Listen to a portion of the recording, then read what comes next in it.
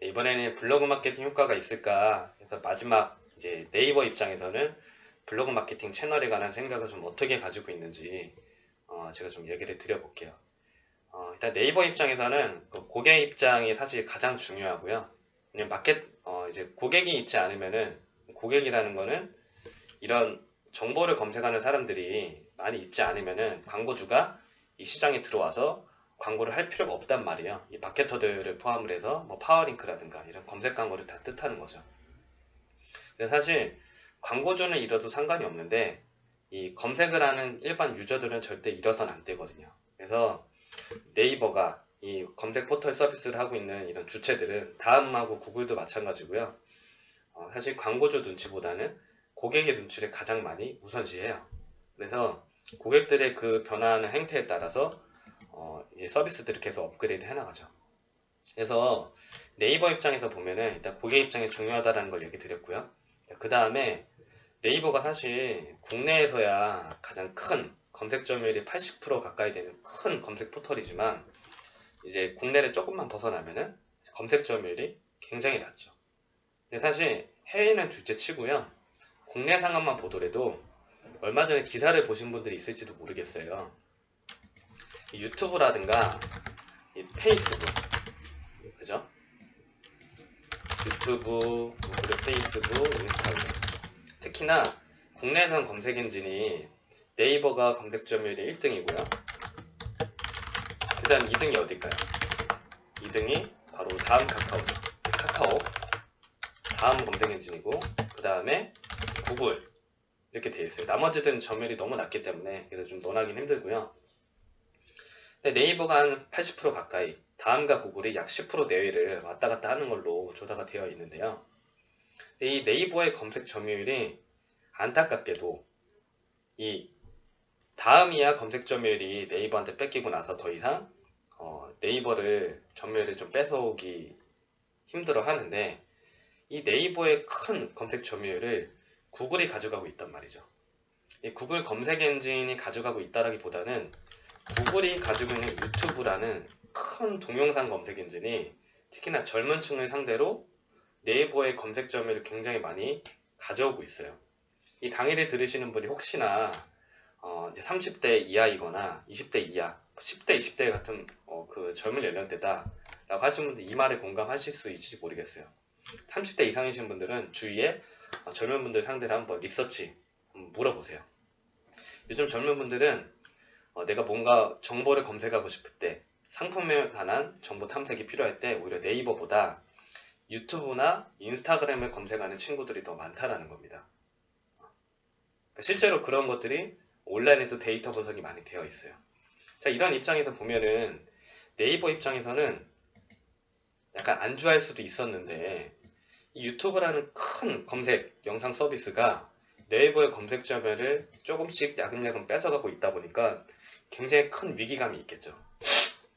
그 유튜브뿐만 아니라 뭐 페이스북, 인스타그램, 기타 잠재 그 서비스들이 죄송합니다. 많다 보니까 네이버 입장에서는 굉장히 위기감이 강력한 거예요. 그래서 이 앞에 얘기했던 그 고객 입장을 가장 중시한다는 맥락이랑 이어보면은 이제 안에 있는 국내 그 여러 서비스들과는 경쟁에서 경쟁 우위를 선점을 했는데 글로벌 플랫폼들 특히나 구글, 네이버 입장에서 구글 유튜브는 거의 상대할 수조차 없는 엄청나게 큰 기업이거든요. 기업 가치만 하더라도 기술력도 굉장히 구글이 훨씬 더 높고요.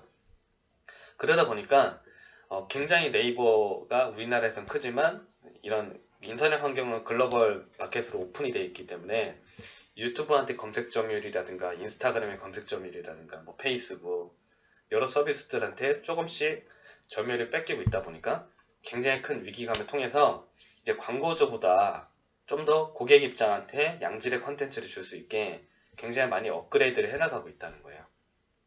자, 이런 좀 관점이 있고요. 그 다음에 앞에서 얘기 드린 마케터 입장에서 얘기 드린 것처럼 마케터들이 그리고 여러 대행사들이 워낙에 상업 블로그, 그죠? 상업 블로그라는 게 뭡니까? 이 정보성 콘텐츠를 주로 올리는 블로그라기보다는 그 판매하려는 그 상업적인 글들 위주로 포스팅을 계속 한다는 거죠. 근데 내가 원하는, 고객이 원하는 그 검색 키워드를 이렇게 딱 검색을 했는데, 나는 알고 보면 이렇게 정보를 찾고 싶은데 전부 다 1페이지는 상업적인 글로 다 도배가 되어 있는 거예요. 이런 경험 많이 하셨죠. 그러다 보니까 네이버 입장에서는 이제 상업 블로그 이런 마케터들이 중요한 게 아니라 진짜 사람들이 검색을 한 그 목적, 검색 의도에 맞게 양질의 컨텐츠를 보여줄 필요가 있는 거예요. 그래서 뭐 C랭크라는 알고리즘도 생기고 글로벌 서비스들도 계속 치고 들어오니까 점점 더 상업적인 컨텐츠들을 약간 좀 줄여가고 노출하기 힘들게 만들어가고 있는 거죠. 자, 이런 또 네이버 입장이고요. 그리고 이제 구글 같은 글로벌 서비스가 또 이렇게 계속 치고 들어오고 부딪히다 보니까 네이버는 사실 굉장히 서비스가 폐쇄적이에요. 무슨 얘기냐면 네이버랑 한번 구글을 비교해볼까요? 네이버는 딱 검색을 하면은 나오는 콘텐츠가 블로그, 카페, 지식인 뭐 이런 그 자체 자사 서비스의 콘텐츠가 많이 나와요. 근데 구글은 어떠냐면은 그 자사, 그 구글 블로그라든가 뭐 구글 유튜브 그런 데의 콘텐츠도 나오지만 그 자사 서비스에 있는 콘텐츠보다는 외부에 있는 웹사이트 콘텐츠가 굉장히 많이 나온다는 겁니다. 자, 그러면은 한번 비교를 해봐요. 어차피 네이버나 구글이나 똑같이 플랫폼 서비스를 하고 있는 건데 플랫폼이라는 거는 본인들이 콘텐츠를 다 생산해내는 게 아니라 다른 사람들이 콘텐츠를 생산하게끔 해서 그 검색 수요자들과 콘텐츠 생산자들이 연결해주는 서비스란 말이에요. 네이버는 네이버 안에 들어온 사람들의 콘텐츠만 계속 생기다 보니까 그 콘텐츠 질적인 한계가 있겠죠. 근데 구글은 안에 있는 콘텐츠도 노출이 되지만 이 구글 안에 있는 서비스보다 훨씬 더 외부에 있는 웹사이트의 콘텐츠가 풍부하고 다양하기 때문에 그런 외부에 있는 콘텐츠를 더 많이 보여준다는 거예요. 저 사실 이러한 서비스의 특징 때문에 네이버가 국내에서는 성공했지만 해외로 나갔을 때는 검색 서비스에 성공하지 못했다라고 생각을 해요. 너무 좁게 간 거죠. 하지만 국내에서 구글보다는 더 잘했다라는 거죠. 근데 지금의 소비자들은 굉장히 스마트하고 현명하다는 거예요. 이 네이버 검색 안에 있는 블로그, 카페, 지식인의 컨텐츠만 보는 게 아니라 구글처럼 좀 더 양질의 다양한 컨텐츠를 보고 싶다라는 거죠.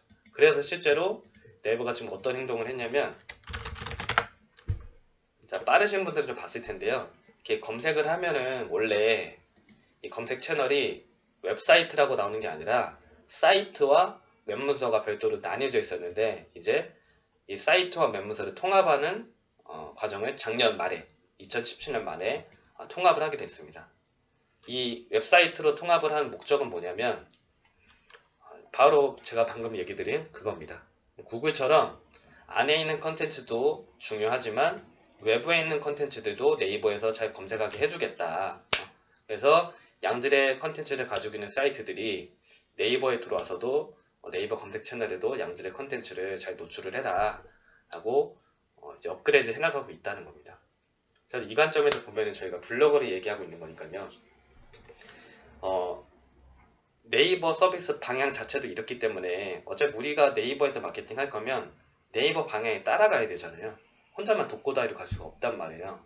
이런 공룡의 어깨에 같이 올라타야 되기 때문에 고객 입장에서 봐도 그렇고 마케터 입장에서 봐도 그렇고 네이버의 서비스 방향도 결국엔 고객을 따라가고 이 글로벌 검색 서비스와 경쟁을 하고 있기 때문에 블로그 마케팅이 굉장히 아직도 소상공인들, 1인 기업들한테는 성과가 좋은 채널이지만 예전처럼 이 블로그 하나만 가지고 성과를 보기가 힘들기 때문에 블로그는 그냥 검색을 했을 때 나오는 검색 채널 하나에 불과하다.